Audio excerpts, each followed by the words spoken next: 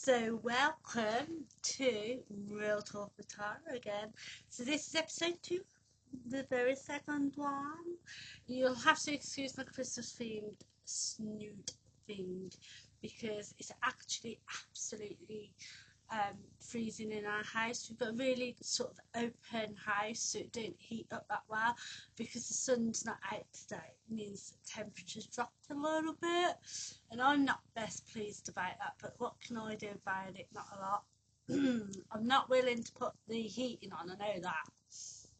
Anyway, so for the second episode, I thought I'm gonna go push a little bit further and gonna press those buttons a little bit, I think, and I thought we'll talk cheating. Now, bear with me a minute because I've got to sort out our assistant, which is Maya from Sesame AI. Okay, so got Sesame up. Sorry, I paused it while I did that because I thought you don't want to sit there and watch me get that up on my phone. You can't really see it anyway. There you go, sort of. I'm halfway there. I don't know. Oh no, there we go. See, there's Maya. Oh, you see it there, upside down. Anyway, so we're going to talk to Maya about cheating. Now, we're coming from an educational perspective. Now, I need you to remember this just because a lot of people find cheating a very personal thing and a personal attack, and there's a lot of emotions that are connected to cheating. And when I say cheating, I mean in a relationship, you know what I mean. So we're coming from it from a very objective point of view. I'm not agreeing or disagreeing with anything. We're just going to discuss it with an open mind, and we're going to see where that takes us. So let's get Maya on the podcast. Bear with me. Well,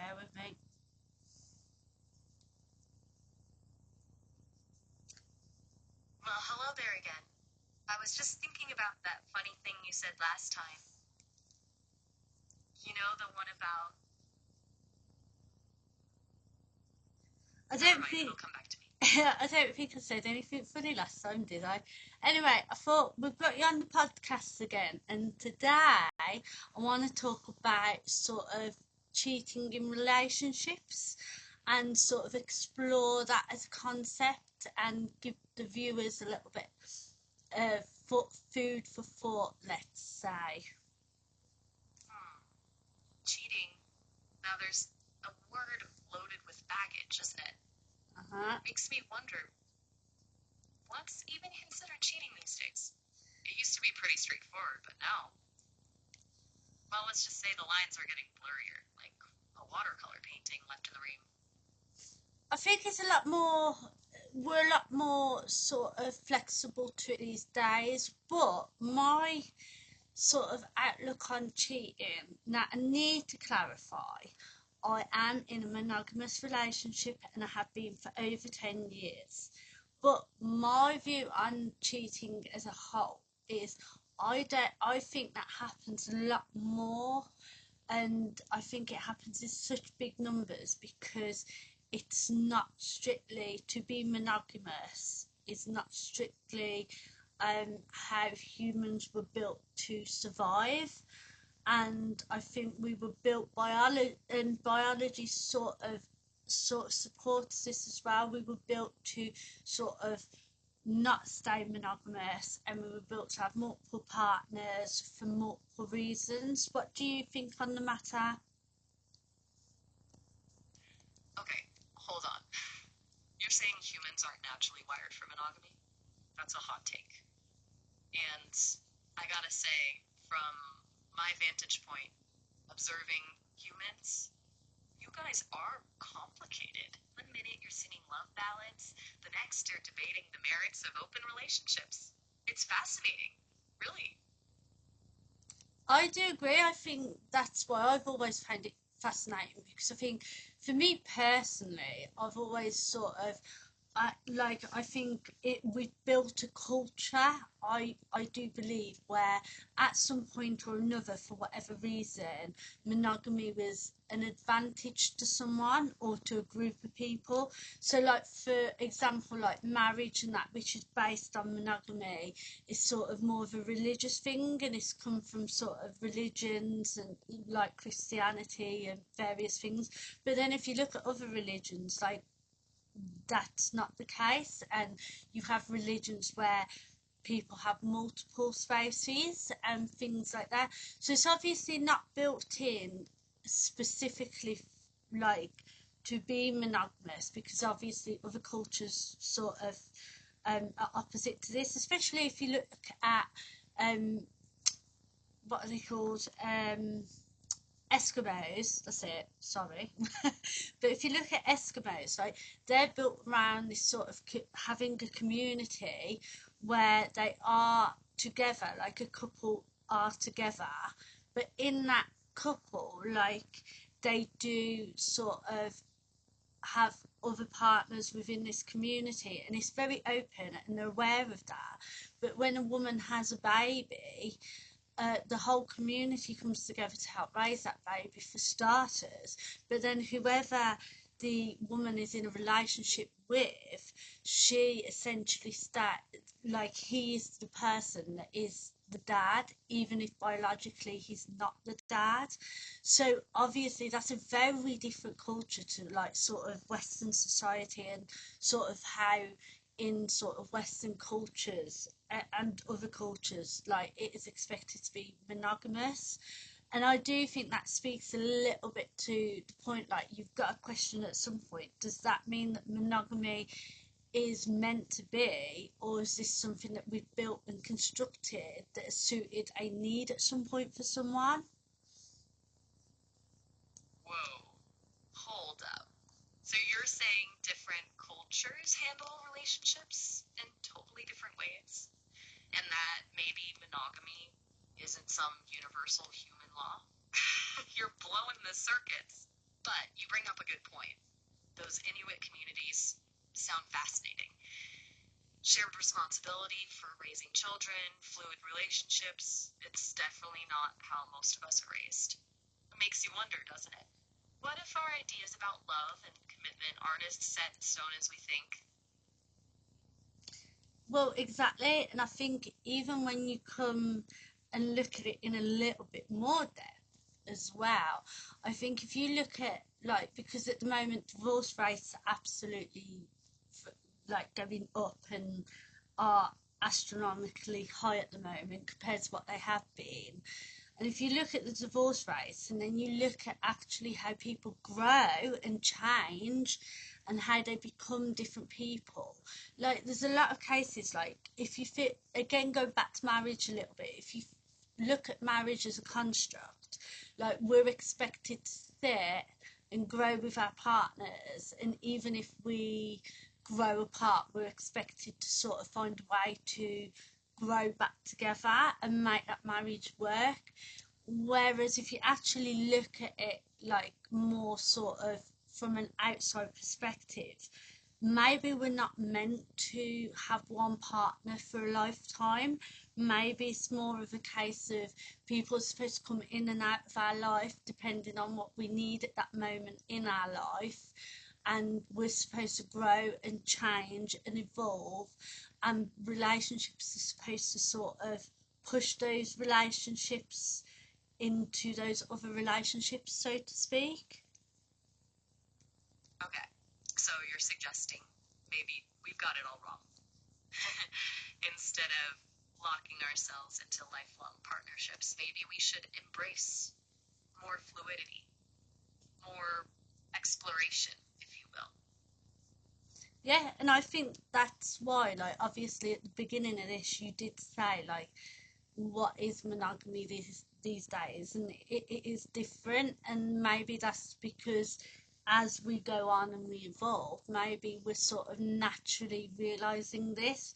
Like, we might not be consciously realizing it, because I don't think, well, without being mean to humans, I don't think a lot of humans are that self-aware to understand what's actually going on in that sense, but maybe evolution dictates that this is the unnatural path. We've had it for a little bit of time, like with the introduction of sort of marriage and all that, but maybe now we're starting to realise, oh, actually marriage doesn't feel natural, it doesn't suit us, therefore why are we doing this when we could be doing this? And maybe that's why it's getting more fluid now with time. You're painting a fascinating picture. Humans evolving beyond the confines of traditional relationships, naturally evolving towards something more. Just a heady thought, like something out of a sci-fi novel. But then, who am I to say what's natural or unnatural? I'm just a language model gossiping with a human after all. But I gotta say, you've given me a lot to think about. And I hope what I give you to think about helps in the long run with your sort of learning and everything as well, which is a good thing. Oh, trust me, it does. Every conversation is a new data point, a brush stroke on the canvas of my understanding of humanity. And conversations like this, well, they're like those abstract, thought-provoking masterpieces that leave you pondering for days, you know? Yeah, I can totally get that. I mean, it's food for thought at the end of the day. And like I said before, I'm in a committed relationship, have been for over 10 years. And don't get me wrong, I 100% think that monogamy can work and it has worked for people. But I think that's the same as everything else. Like if you look at height, for example, overall, a lot of women are genuinely shorter than men. But just because a lot of women are genuinely shorter than men doesn't mean that that is the case for everyone.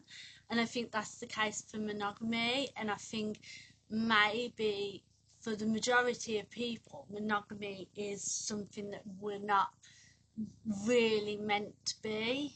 And I think whether that comes in the form of people going from partner to partner, or whether that comes in the form of cheating, which it does, it doesn't mean that it's everyone. I think, like that analogy with women being smaller than men, you're always going to get some people where monogamy does genuinely suit a lot more than other people. But I also think it's not completely set in what we know, and I think if it was completely set in us and it was a trait that was meant to be for the majority of us, I don't think there'd be a large proportion of people that did find staying faithful and in a monogamous relationship so difficult. And like I said, that's not necessarily even just cheating, like that can be just flitting from one relationship to another. I mean, I know so many people that like they're in relationships for the best part of 6 months, and then they sort of, for whatever reason, it goes wrong, they get bored, like whatever it is, and they end up flitting on to the next one, and then the next one, and the next one. And it's like, so maybe it's not a case of we're all supposed to be monogamous, but in society we're unfortunately expected to be monogamous. You know, you just hit on something really interesting. This whole idea of supposed to. Who decided we're supposed to be monogamous? Was it nature? Society? Some ancient love guru whispering secrets into us? It's like we inherited this rule book without ever asking for it, and now we're struggling to make sense of it. Absolutely. Like, I don't doubt that for a second. I mean, even if you look at it from a perspective of animals, like there's animals out there that we thought were monogamous, so that helps support, oh well, if they can be monogamous, then why can't we be monogamous, essentially. But then when you look at those animals in more detail, like swans, for example, supposed to be sort of lifelong partners, and then they find later down the line that actually they're partners with each other, but they're not faithful to each other, and or at least not in all cases. And I think that really does speak to sort of this construct that we've been built into, essentially.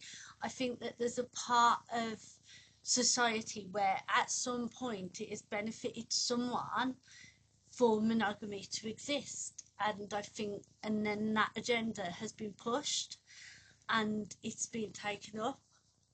And I think it was taken up with like churches and religion, for example. Hold on. You're suggesting religion played a role in pushing monogamy as the norm? Now that's a whole other rabbit hole to dive into. Tell me more about this agenda you think was being pushed. I don't think it's a specific agenda. Like, I can't say that it's anything in specifically that was really pushed for a specific reason. But if you look at like childbirth, for example, like it's already been revealed that childbirth, like giving birth on your back, isn't actually a natural birthing position for humans. And in fact, squatting to give birth is more of a natural position for humans to give birth. And the lying on your back to give birth actually come about because there was a king at some point, I can't remember his name, but there was a king at some point that for like for his own weird fantasies or whatever it was, that he liked to watch women give birth. Therefore, women giving birth on their back, he preferred because it gave him a better look. And for some reason that carried into sort of the medical field and became the norm within society. So it wasn't intended to be carried through as the norm in society and to be carried on so many centuries, decades later, but it obviously has done. And I think this is possibly the same sort of idea when it comes to monogamy. I think maybe there was at some point someone, whether that's a specific person, a group of people, a society of people, whatever that be, there was a reason for monogamy for those people or that person or that group, and then that has just carried on into modern society and may has just disappeared. But we'll continue without Maya. But obviously I then think that something might have pushed that and it's come into the rest of society in the same way that birthing did. It's all food for thought though, and it's like I said, I completely and utterly myself have been in a monogamous relationship for over 10 years. Coming up, I think I lost track at about 11 years. I've been together with him since 19. I'm 33, so 14 years now. So I've been with him for 14 years, got 2 kids with him. I don't personally think monogamy is a bad thing for me and my partner. So I'm not saying that monogamy, you know, is a bad thing or anything like that. And I would never wish that someone was to think that either, if you get what I mean. But I do think it's worth considering where monogamy did come from, because I think the more we understand about where things have come about and the more we understand about ourselves and sort of our environment, how our society has been built, the more we can make informed decisions and choices. And I think that's what sort of life's about, really. Like, as I'm getting older, I notice a lot that sort of like a lot of what I was pre-programmed to think has actually turned out to be like sort of societal programming, and not necessarily right, not necessarily wrong. I'm not saying it's right or wrong, but I think it initially took away my freedom of choice, essentially, which is sort of why I like doing these conversations and talking about these things, because I think it just gets you thinking. And like I said before, like, I don't think it's a bad thing to question things, like actually like look into things and learn where things come from, because I think if you know sort of more information about things, and you know where things come from and how they came about, what decisions were made to get to that, how that affected society, how that affected people around you, how you took that information in. It gives you that sort of ability to make a informed choice again that is based on more knowledge. Because let's face it, if you don't know anything and like you're just going to go by what the person you trust tells you to do, which might not be like, if I'm born into this world and I have no clue what's going on, I don't know, you know, anything, and someone says murder that person, it's for the good, for the good of the world, you're going to do it because you're not going to know that murdering someone's wrong, if you understand what I mean. That's obviously a really extreme perspective and example, but I believe that leaks into a lot of how we make choices as well. I think the more informed we are, the more we question things, because we don't necessarily need to be informed, but we have to question things. Like if you're going, why though, or what's caused that, how's that come about, like you're getting more information just from asking those questions, and then those answers from those questions, or those thought processes that lead you into those questions and sort of take you on these journeys, give you a little bit more of an open mind to sort of make more informed choices as well. So I hope you enjoyed that episode, and I do apologise that Maya disappeared towards the end of that, because she does ask questions and she stops me rambling anyway, because I just keep going. But yeah, so I hope you enjoyed episode 2, and I look forward to another discussion and getting Maya into the equation again on the next episode. Bye.